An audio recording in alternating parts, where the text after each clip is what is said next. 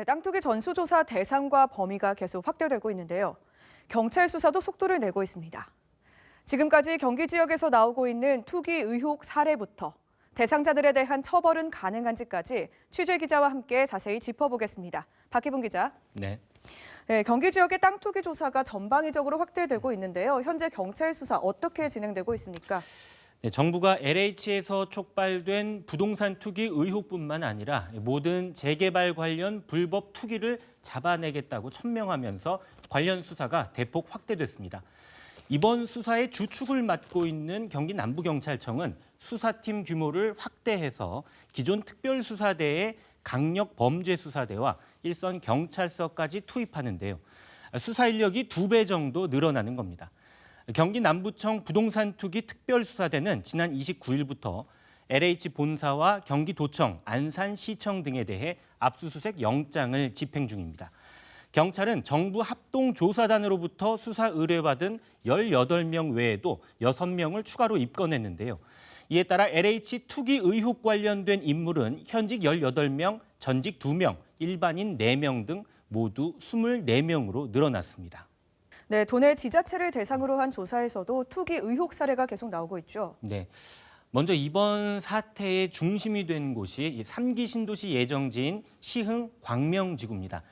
관할 지자체인 광명시 공무원 6명, 시흥시 공무원 8명 등 총 14명이 신도시 계획이 발표되기 전에 토지를 매입한 사실이 확인됐습니다. 특히 제방 용도의 땅을 경매로 취득한 시흥시 5급 공무원은 투기 의혹이 강하게 제기되고 있는 상황입니다. 또 대규모 개발 사업이 진행 중인 용인시는 일찌감치 자체 조사를 벌였는데요. 1차 조사에서 공무원 6명이 반도체 클러스터 행정구역과 인근 땅을 거래한 사실이 드러났습니다. 시는 이 가운데 3명을 경찰에 수사 의뢰한 상태입니다. 분포에서는 전직 고위 공무원과 그 공무원의 부인, 그리고 법무사, 세무사, 공공기관 직원까지 5명이 공동 명의로 택지지구 안에 있는 땅을 매입한 사실이 드러나 경찰이 수사에 착수했습니다. 그리고 포천시의 한 공무원은 내부 정보를 이용해서 40억 원대의 토지와 건물을 사들인 혐의로 구속됐는데요. 이 공무원은 LH 땅 투기 의혹을 파헤치기 위해 출범한 정부 합동특별수사본부의 첫 번째 구속 사례가 됐습니다. 네, 이렇게 전수조사가 진행되는 과정에서 일부 공무원들은 개인정보 활용 동의서를 제출하지 않았다면서요. 네, 그렇습니다.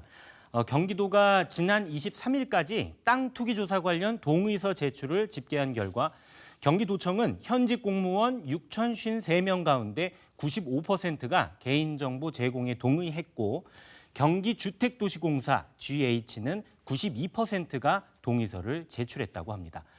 이 가운데 본인에 대한 동의서를 제출하지 않은 공무원은 1명에 그쳤지만 가족 전원에 대한 동의서 제출 거부자는 도청의 8명, GH에는 11명이나 됐는데요.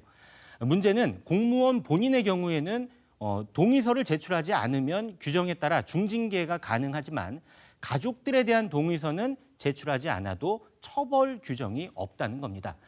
사실관계 확인 절차를 거쳐야 처벌이 가능하다고 하는데요. 이런 상황은 다른 지자체도 비슷합니다. 대규모 개발이 진행 중인 지자체를 중심으로 전수 조사를 위한 동의서를 받고 있지만 100% 전체 다 완료하기는 어려울 것으로 예상됩니다. 이렇게 수사가 확대되고 정치권에서도 처벌에 대한 목소리가 높아지고 있습니다. 그런데 실제 처벌로 이어질 수 있을지 국민들의 관심이 높은 상황인데요. 어떻게 보고 계십니까? 그렇죠.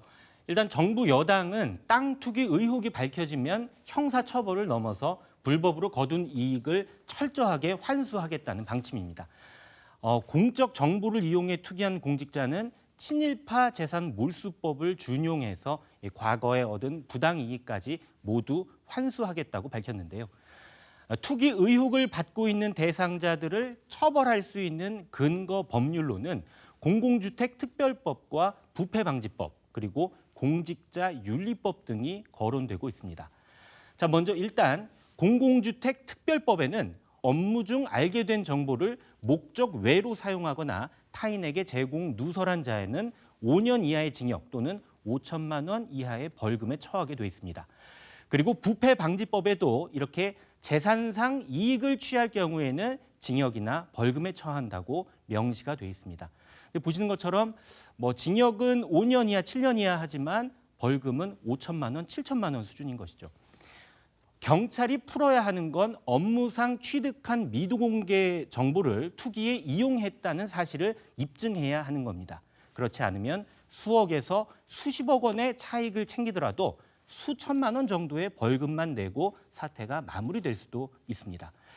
여기서 투기냐 또 투자냐의 해석, 그리고 개발 정보의 독점이냐 공론화 이후의 시점이냐 등의 명확한 판단도 쉽지 않을 것이란 전망도 나옵니다.